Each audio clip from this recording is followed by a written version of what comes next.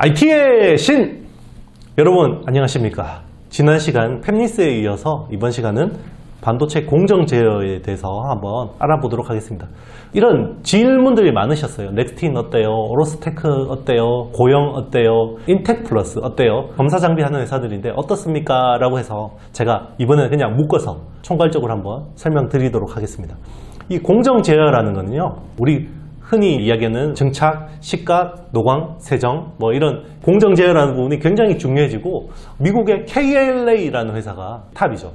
이런 회사가 하는 게 이제 이런 공정 제어 쪽인데요. 쉽게 이야기하면 예전에는 전공적이 다 끝나고 검사하고 후공적이 다 끝나고 검사하고 이런 식으로 했다 그러면, 이제는 공정 사이사이에 계속 검사 공정들이 들어갑니다. 그만큼 이 수율이 중요해지기 때문이고요. 수율이 왜 중요해지냐면요, 수율이 돈이 되기 때문인데요. 지금은 팹 하나 꾸리는 거, 첨단 팹 같은 경우는 5나노 팹 하나 꾸리는데 막 20조 넘게 들어요. 3나노 같은 경우 지금 뭐 20조, 30조 이야기 나오죠.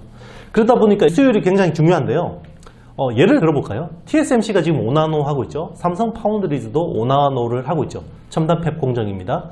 그런데 TSMC 같은 경우는 5나노 수율이 한 70% 나와요. 70% 나오는데 이익이 40% 나옵니다.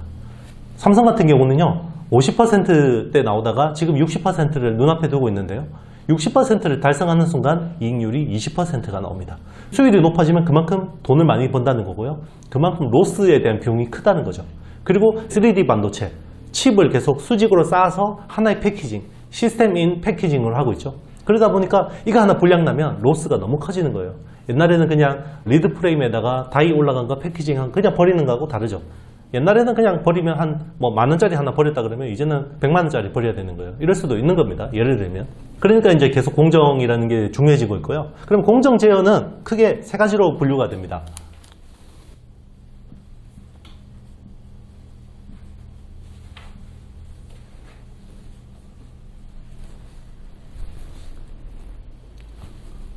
자, 공정 제어는 크게 세 가지로 보시면 됩니다. 검사, 이거는 이제 불량의 유무를 판별하는 거겠죠. 그리고 계측은 불량은 아니지만 이게 제대로 됐는지, 예를 들면 이제 선폭이나 온라인 회로들이 제대로 이렇게 배열이 돼 있는가, 이런 것들을 판단하는 거고요. 리뷰라는 게 최근에 이제 중요해지는 건데요, 불량의 원인을 파악하는 겁니다. 불량의 원인. 그러니까 단순히 불량을 잡아주는 게 중요한 게 아니라 불량이 왜 생겼는지 이 공정 전체에서 피드백을 해주는 게 중요한 건데요. 그러면 리뷰를 하기 위해서는 상당한 데이터가 필요하겠죠. 그게 빅데이터겠죠. 빅데이터. 빅데이터가 필요한 거고요. 이걸 가지고 AI로 가지고 계속 구동을 해서 어디에 공정에 문제가 생긴 것 같습니다 라고 해서 피드백을 해주는 겁니다. 이게 부가가치 딱 높아 보이지 않습니까? KLA라는 미국 회사가 제일 잘합니다. 이런 쪽은. 반도체 수율에서 이게 굉장히 중요한 역할을 하고 있습니다. 그래서 앞으로 이런 쪽으로 계속해서 투자가 많아지고 있는 거고요. 자, 그럼 공정 제어라는 것에 대해서 간단하게 알아봤는데요, 기업에 대해서 좀 더 자세히 설명을 드리도록 하겠습니다. 일단 반도체 최근에 이제 넥스틴이라는 회사가 이슈가 되고 있는데요, 넥스틴은 전 공정에서 패터닝 검사 장비 업체입니다. 패터닝 검사를 하는 회사고요, KLA하고 경쟁 관계입니다. 대단하죠? KLA라는 회사하고 경쟁을 하는 건데요, 반도체 패턴 결함이 전체 반도체 분량의 40% 비중을 차지하고 있습니다. 그만큼 패턴 결함이 중요한 문제가 되고 있는 거죠. 그런데 패턴은 브라이트 필드라는 영역이 있고요, 다크 필드 쪽이 있습니다. 브라이트 필드 같은 경우는 해상도가 굉장히 높아요. 15나노까지 검출이 가능합니다. 그런데 이제 다크 필드 같은 경우는 한 30나노대까지 검출이 가능합니다. 광원은 브라이트 필드 같은 경우는요, DUV 광원을 씁니다. DUV. 노광할 때 쓰는 광원은 똑같은 거죠. 다크필드는 UV, 자외선 광원을 쓰고 있습니다. 그런데 이제 장단점이 분명히 뚜렷하겠죠. 브라이트 필드가 당연히 미세 검사가 가능하니까 당연히 비싸겠죠. 가격이 비쌉니다. 비싸고요. 다크필드는 싸요. 보통 전체 검사 공정 비용이 100이라 그러면 한 70%가 브라이트 필드 쪽이고요, 한 30% 정도가 다크 필드 쪽입니다. 지금 넥스틴이 하는 쪽은 다크필드 쪽이에요. 브라이트필드 쪽은 아직 못 들어가고 있습니다. 다크필드 같은 경우는 지금 KLA 하고요, 이제 히타치, 그리고 넥스틴, 뭐 이렇게 경쟁한다고 보시면 되겠습니다. 이 회사 시총은 한 6천억 초반 정도 되거든요. 6천억 초반 정도. 6천억 초반 정도 돼요. 그런데 작년 매출 기준으로 봤을 때 이 회사 영업이익이 한 180억 나왔거든요. 180억 나왔는데 영업이익률이 중요해요. 한 25%가 정도 됩니다. 그러면 당연히 이익 규모는 작지만 멀티플이 높을 수 있다는 거죠. 참고로 국내 검사 장비 업체 중에 싼 회사는 없습니다. 멀티플 다 대부분 높아요. 그런데 이 회사 같은 경우는 이익률이 이 정도 나오기 때문에 멀티플을 한 20배에서 22배 정도는 줄 수 있겠다라는 이제 컨센이 있다 그러면, 올해 만약에 한 300억 정도의 이익을 낸다 그러면 이 정도 시총이 합당한 거죠. 그리고 이제 내년 실적을 본다 그러면 여기서 좀 더 업사이드가 있다고 볼 수가 있겠습니다. 그래서 넥스틴은 좀 괜찮아 보입니다. 자, 넥스틴에 이어서 또 소개해드릴 회사는요, 오로스 테크놀로지라는 회사입니다.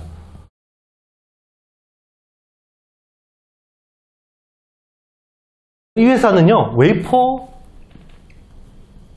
회로 정렬 상태를 봅니다. 정렬.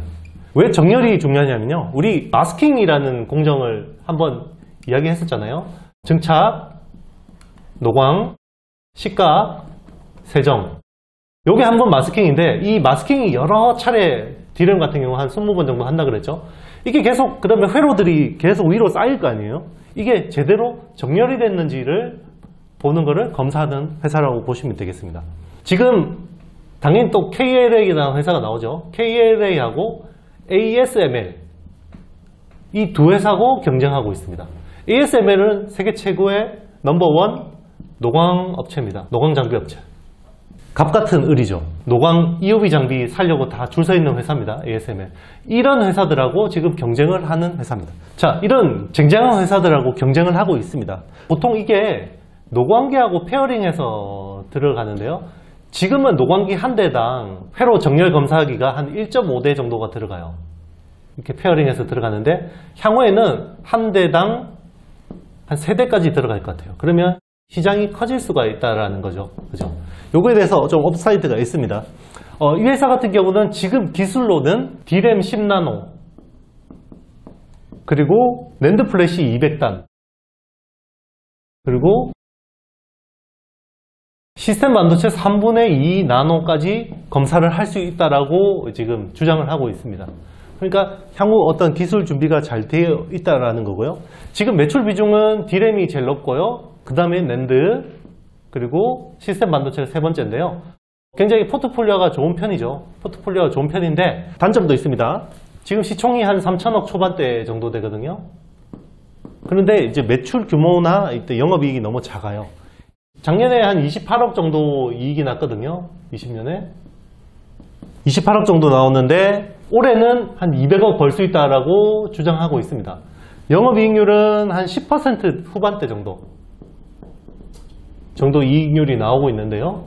그러면 올해 이익 가지고 만약에 10% 후반대 PR을 한 15배 준다고 해볼까요?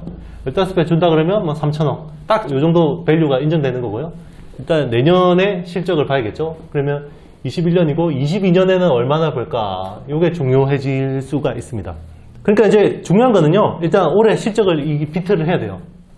여기서 쇼크가 나면 빠질 수도 있고요. 여기서 더 잘 나오면 또 내년 기대감으로 업사이드가 있을 수도 있습니다. 자, 그러면 오로스테크에 이어서 인텍플러스라는 회사 한번 알아보겠습니다.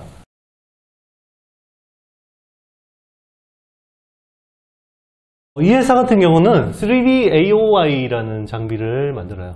AOI가 뭐냐면 이제 실장 검사기입니다. 실장 검사기. 실장이 뭐예요? 그럼 이야기 하실 텐데요. 여기 PCB가 있잖아요. PCB가 있으면 이렇게 칩을 로봇팔이 딱 들고 이렇게 빵 박아요. 그죠? 딱 박으면 이게 이제 칩이 이렇게 올라가 있겠죠. 됐을 텐데 이게 제대로 딱 실장이 됐는지 검사를 하는 거예요. 3D로. 옛날에는 2D로 요 카메라 가지고 위에서 보고 이렇게만 딱 보고 2차원으로 그냥 2D로 검사를 했는데요. 요즘에는 이제 이 솔더볼이 있잖아요. 솔더볼에 부피나 최저까지 굉장히 정확하게 알아봐야 되거든요. 그래서 이 3D AOI라는 게 중요해지고 있고요. 이 회사 같은 경우는 또 KLA라는 회사가 나옵니다. KLA를 제치고 인텔에다가 넣었어요. 장비를. 그러면서 이제 인텔의 기대감으로 주가가 올라갔었고요. 지금은 이제 패키징 외관 이런 검사를 하고요. 다이하고 이제 서브스트레이트죠. 방송 계속 보시는 분들은 이거 이해하시겠죠. 이제 서브스트레이트라는 게 PCB이고요. 그럼 밑에 또 솔더볼이 들어가잖아요. 그죠? 여기 마이크로 범퍼가 들어가죠. 이제 여기도 검사를 하는 거고요. 이제 여기도 검사를 하는 거죠. 이런 쪽으로 이제 하는 회사라고 보시면 되겠습니다. 지금 시가총액은 2천억대 후반이에요. 2천억대 후반 정도 나오는 거고요. 지난해 이제 70억 정도 이익이 났고 영업이익은 10%대 중반, 한 15% 정도 이익률이 나왔습니다. 그리고 이제 올해는 180억 정도 이익을 기대하고 있고요. 영업이익률은 뭐 OP는 비슷한 수준이니까요. 이제 올해 실적의 밸류에이션은 반영됐다고 보는 거고요. 22년에 이제 실적을 봐야 될 것 같습니다. 제가 이야기했죠. 이제 검사 장비 중에 싼 회사는 없습니다. 자, 이제 인텍 플러스에 이어서 마지막으로 소개해드릴 회사는 고영이라는 회사입니다. 이 회사는 3D AOI를 합니다. AOI를 하는데요.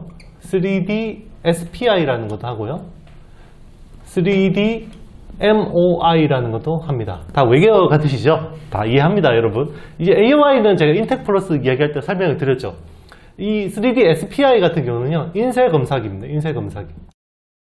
PCB가 이렇게 있으면 PCB 위에 막 이렇게 구리 회로들이 그려져 있잖아요. 이런 것들이 제대로 됐는지 검사를 하는 거고요. 칩을 붙이기 전에. 그리고 3D MOI 같은 경우는 외관 검사라고 보시면 됩니다. 예전에 이제 인천 남동공단 같은 데 보면 그 아주머니들이 현미경 딱 보면서 부품들 막 이렇게 검사하는 거 있거든요. 그런 거를 기계로 대체한 겁니다. 사람의 눈으로 하던 것들을. 이런 것들을 하는 회사라고 보시면 되고요. 3D 검사 장비 쪽에서 세계 넘버원이라고 보시면 되겠습니다. 그래서 밸류가 비쌉니다. 그러니까 기존에 2D로 있던 장비들을 다 3D로 바꾸는데 최적화된 회사라고 보시면 되겠습니다. 고영 같은 경우는요, 스마트폰 쪽을 주로 했었고요. 그리고 전장, 자동차 전장, 전기차나 이런 쪽을 이제 주로 했었어요. 그래서 사실 반도체 쪽을 많이 신경을 못 썼습니다. 그래서 인텍 플러스가 여기를 딱 치고 들어간 거죠. 사실은 인텔이 처음에는 요 3D AOI를 반도체 쪽으로 개발해달라는 거를 고영한테도 왔었어요. 그런데 고영은 이런 쪽이 너무 잘 되니까 좀 덜 신경 쓴 거죠. 요거를 이제 치고 들어가서 스마트하게 잘한 거죠. 인텍 플러스가. 그런데 고영이 최근에는 반도체 쪽으로 검사 장비를 내놨습니다. 그리고 투명 디스플레이. 투명체 검사기가 왜 중요하냐면요. PCB에다가 이렇게 이제 접착제 같은 게 붙어요. 이 마이크로 범퍼 붙이기 전에. 투명 접착제를 가지고 같이 붙이는데요. 예를 들면 이제 미니 LED 같은 거. 이거 엄청 써야 되죠. 그런데 문제는 광학적으로 보면요. 이 투명 접착제가 빛을 반사시켜요. 그래서 이 왜곡이 일어납니다. 이런 것들을 잡으려면 굉장히 어떤 알고리즘이나 소프트웨어 기술들이 좋아야 되는데요. 고영이 이런 쪽으로 잘하고 있습니다. 일단은 세계 넘버원이기 때문에 밸류를 주는 게 맞고요. 그리고 글로벌 로봇 지수에 들어가 있습니다. 그래서 외국인 인덱스 수급이 굉장히 좋은 편이고요. 고영은요, 시가총액이 1조 7천억 정도 됩니다. 굉장히 비싸요, 시총. 시총은 비싼데요, 이유가 있습니다. 의료 로봇을 하고 있습니다. 개발이 아니라 상용화를 하고 있습니다. 세계적으로 다빈치 로봇. 이런 거하고 이제 비슷한 경쟁을 하는 거죠. 16년도에 KFDA 승인을 받았습니다. 그래서 세브란스 병원 이런 데다가 지금 납품을 한 상황이고요. 그리고 올해 FDA, 미국 FDA 승인을 받아서 내년에 미국에 판매한다는 목표입니다. 그래서 이런 것들이 밸류에 녹아 있습니다. 지금 이제 작년에 실적 쇼크가 났었어요. 영업이익이 158억밖에 안 나왔습니다. 그런데 올해는 한 390억에서 한 400억 정도 나올 수 있고요. 그러면 이제 400억 정도로 보시면 이제 PER이 한 40배 정도 되는 거죠. 이게 이제 의료 로봇에 대한 밸류가 녹아 있다고 보시면 되고요.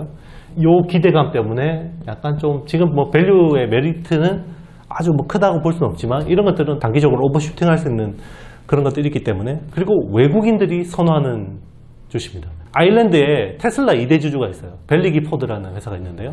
지분 신고를 했습니다. 그래서 외국인들이 항상 좋아하는 회사, 국내 회사 그렇게 보시면 되겠습니다. 자, 그럼 즐거운 Q&A 시간이 있겠습니다. 애청자 한 분이 질문 남겨주셨어요. 지난번에 폴더블 디스플레이 설명하면서 코닝의 유리를 가지고 이콘이라는 회사가 가공을 어느 정도 관여를 한다고 했었는데 이콘이라는 회사의 역할에 대해서 좀 물어보셨어요.